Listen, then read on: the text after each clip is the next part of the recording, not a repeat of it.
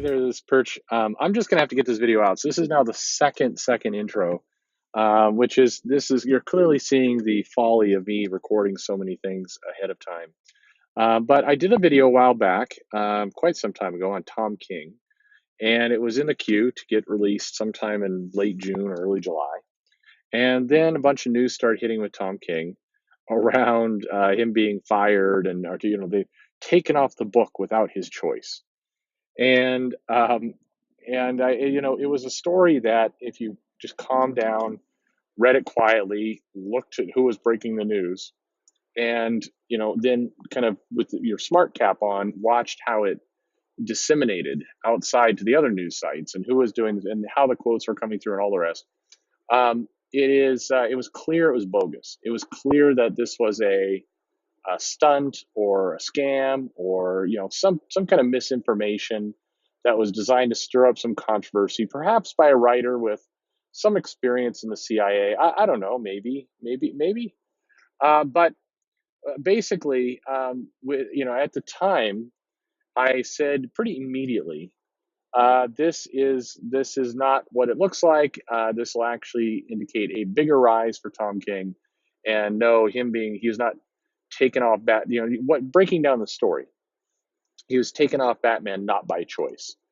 I have no doubts actually there because the interesting thing about King is that when you look at the stories that leak, quote unquote, leak around him, they're always ones where at the end of it you could kind of sit back in a chair like a movie and go, but it was true.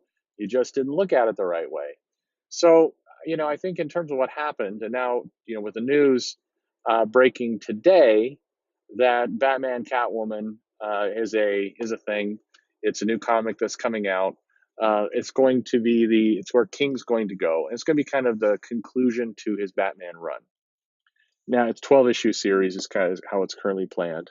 And then there was some indication somewhere in one of the comments, but nobody picked up on it, that it would be a 12 issue run and then there would be something after that. Not necessarily another series, but like a big issue or a memorial issue or some kind of big thing that would come after it. And I think in my mind, as long as we're being bold doing the predicting thing, what's going to come after it is we get this 12 issue series. It's going to be about the lead up to the wedding, and then we're going to get the wedding, and then Batman's going to be married, and then that's how he changes for a generation, which is what's been promised all along, which is what's been signed off on by DC and Time Warner and all the other execs. This is where they're going with this: a married Batman married to Catwoman, and that's what they'll have. Or maybe they do some newer age progressive kind of thing where it's like, we're not going to get married, but we're going to be, official partners. So just say, who knows, something along those lines. So I think that's where we are clearly headed.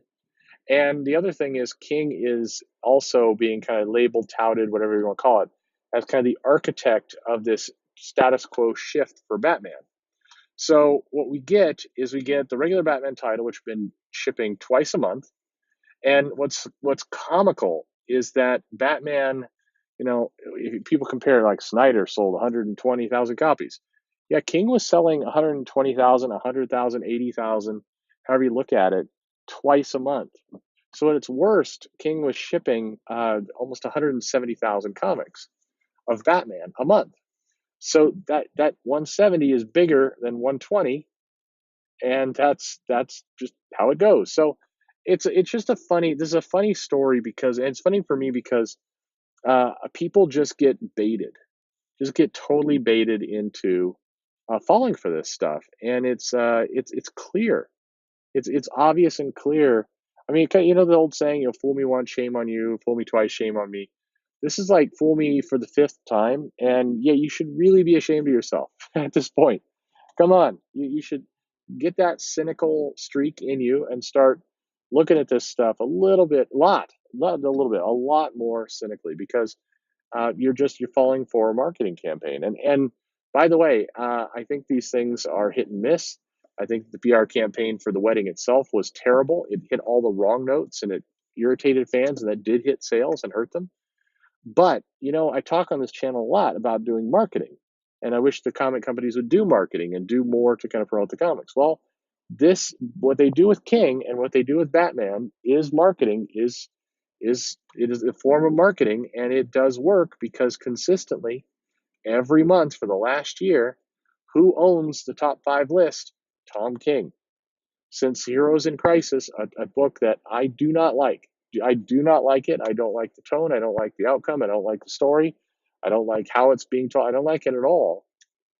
But it's popular, it's successful, and I tip my hat to the guy because he is putting out a successful, popular story. So can't argue with that. But it is this is a case where you know Tom King is at the top of the list. So anyone who's reading, number one, a Bleeding Cool article from which is the most clickbaity trash news site that exists. If you're reading that and thinking you're getting any kind of truth, you're out of your mind. But on top of that, you're getting it from Rich Johnson, who is another just many times firmly established as somebody who's more than happy to spread rumors and garbage to for clicks. More than happy to. He's used as a tool by all kinds of people in the industry for this kind of thing. And then on top of that, just you got to use your common sense here. You have somebody who is, look at there's December, January, February, March, April, and Tom King is usually book number 1 and 2, sometimes 1, 2, and 3.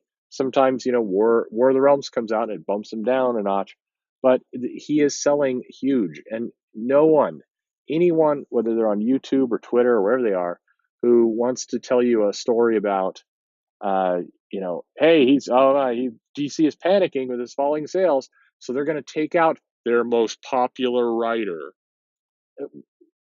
Just again, sit back, take a deep breath, think about that for a moment. The people, if DC was concerned about falling sales, first of all, they look at it from the line, not from Batman. And then they're not going to say, all right, well, here's where we need to start with our shakeups. Let's start with the number top title that we print. Let's start with the highest selling book. Of course not. They would be starting with, hey, who's this Bendis guy that we hired? Why is Superman selling this low?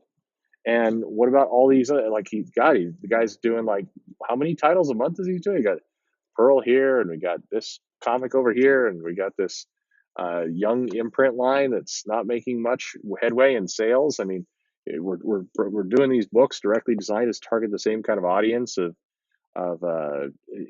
Pilkey and Dogman, and they don't sell at all. That's where they're going to start. They're going to start with those names. They're going to start with those people. Hell, even if you just go down the numbers, there'd be more scrutiny to Scott Snyder and what he's done with Justice League than there would be with King and Batman. So again, so here comes the video. Again, it's from a long time ago. I'm not going to go back and listen to it. So you can see, I wear my mistakes on my sleeve. So there'll be areas in this video that are wrong, and I own it. It's right there for you to listen to. Have a blast. Thanks for listening. Here's the original video now.